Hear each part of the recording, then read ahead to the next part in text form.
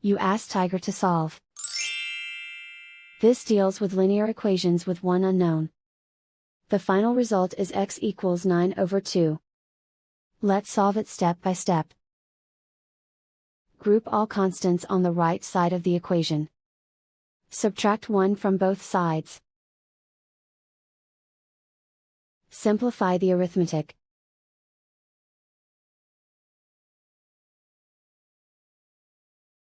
Isolate the x.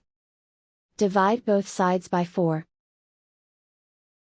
Simplify the fraction. Find the greatest common factor of the numerator and denominator. Factor out and cancel the greatest common factor. And so the final result is x equals 9/2.